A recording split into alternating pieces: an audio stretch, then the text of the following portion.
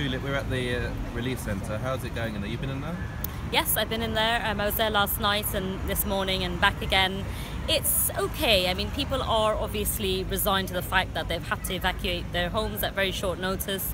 There's a lot of people there who are elderly, some disabled, some people are fasting. It's the last day of Ramadan, some with small children. It's not an ideal situation, obviously. But you know what? When you go in there, it is quite resilient. People feel like they're making the best of a bad situation. You probably just saw there are now toys going in for the children. I can see some balloons going in as we speak. And that's what Camden's all about. Trying to stay brave in the face of adversity.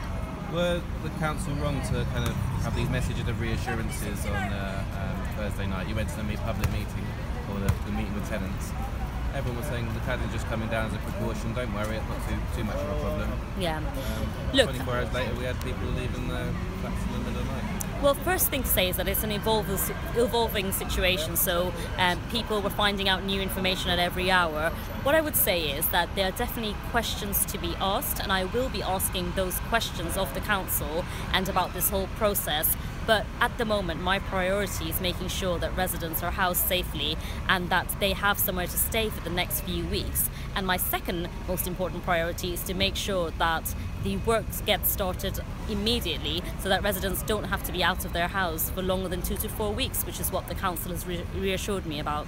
But does it make you angry that these faults, these new faults, not just the cladding but with pipes, have only come to light after the tragedy at Grenfell? I mean, these faults have been there for a long time.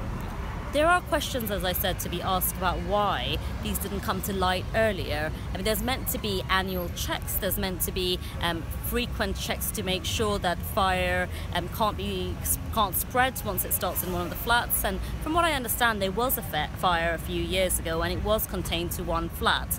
But why these weren't discovered earlier is definitely something that residents are asking and something I'll be asking of the council as well. However, I'm not sure it's helpful at this point for me to challenge the council because, as you saw, they're under tremendous pressure. In my opinion, they made the right decision. Once they found out that these towers were unsafe for our residents and the London Fire Brigade agreed with them, it is not an option for the council to sit on that information. Let me put it this way, there are two options. You either find out information like that, you make a plan, and then you deal with it and the process is less chaotic.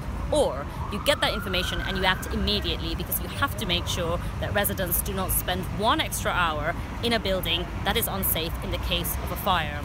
And I'll finish with this.